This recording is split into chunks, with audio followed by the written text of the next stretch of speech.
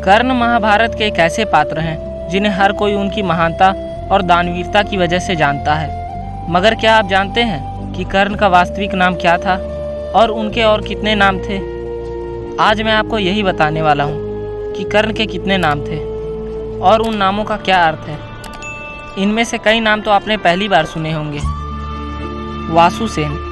कर्ण का वास्तविक नाम वासुसेन था। जन्म से ही कर्ण के शरीर पर कवच और कुंडल थे, अर्थात जो बालक धन लेकर जन्मा हो। इसलिए अधिरथ और राधा ने उस बालक का नाम वासुसेन रखा था। राधे। कर्ण राधा के पुत्र थे, जो कि कर्ण की वास्तविक माता तो नहीं थी, परंतु उन्होंने कर्ण को अपने सगे पुत्र से भी ज़्यादा प्रेम किया और एक माँ से भी बढ़कर उन्हें प्रेम किया और उनका लालन पालन किया। सूर्यपुत्र। कर्ण सूर्यदेव के पुत्र थे, इसलिए उन्हें सूर्यपुत्र भी कहा जाता है। वैकर्तन। अपने शरीर के अंग जैसे अनमोल और दिव्य कवच कुंडल को काटकर इंद्र को देने के कारण कर्ण का नाम वैकर्तन पड़ा। सूतपुत्र।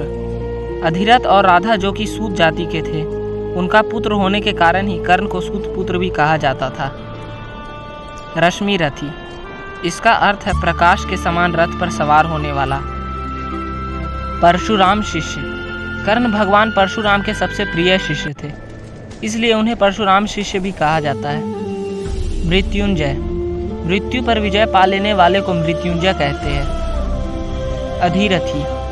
कर्ण का लालन पालन पिता बनकर अधिरथ ने ही किया था, इसलिए अधिरथ का पुत्र होने के कारण कर्ण का नाम अधिरथी पड़ा। कर्ण। यह जानते हुए भी कि इंद्रदेव ब्राह्मण का भेष धारण कर उनसे उनके दिव्य कवच कुंडल मांगने आए हैं, उन्होंने हंसते हंसते अपने दिव्य कवच कुंडल इंद्रदेव को दान कर दिए, यह जानते हुए भी कि इससे युद्ध में उनकी मृत्यु भी हो सकती है। कर्ण के ऐसे महान कर्म से प्रसन्न होकर देवराज इंद्र ने उन्हें कर्ण नाम दिया था, यानी कि जो दान के लिए अपने शरीर के अंगों को भी खुशी खुशी काट कर दान कर दे। अंगराज। दुर्योधन ने कर्ण को अंग साम्राज्य का राजा बनाया था, जिससे कि वे अर्जुन के बराबर कहला पाएं। अंग देश का राजा होने के कारण कर्ण को अंगराज भी कहा जाता था। दानवीर या दानशूर। कर्ण को दानवीर नाम से भी सभी लोग जानते हैं। कर्ण आजीवन निस्वार्थ दान धर्म किया करते थे। उनके द्वार से कभी भी कोई खाली हाथ नहीं लौटता था। उन्हें सबसे बड़ा दानवीर भी कहा जाता है। आज भी कहीं किसी के दान की प्रशंसा की जाती है तो दानवीर कर्ण का नाम जरूर लिया जाता है। कौन्तेय। कर्ण कुंती के गर्भ से जन्मे थे, इसलिए उनका नाम कौन्तेय पड़ा। वृष। वृष का अर्थ होता है जो ब्राह्मण भक्त, सत्यवादी, तपस्वी, साधना करने वाला, नियम व व्रत का पालन करने वाला तथा शत्रुओं पर भी दया भाव दिखाने वाला हो। कर्ण में ये सारे गुण थे। भगवान श्री कृष्ण ने स्वयं अर्जुन को ये बात बताई थी, इसलिए उन्हें वृष भी कहा जाता है। आपको मैं बता दूं कि वृष भगवान विष्णु का भी एक नाम है। विजयधारी। कर्ण को उनके गुरु भगवान परशुराम ने अपना विजय धनुष दिया था, इसलिए कर्ण को विजयधारी भी कहा जाता है, अर्थात विजय धनुष को धारण करने वाला। कुरुवीर। इसका अर्थ है एक बहादुर वीर कुरु योद्धा। चंपा नरेश।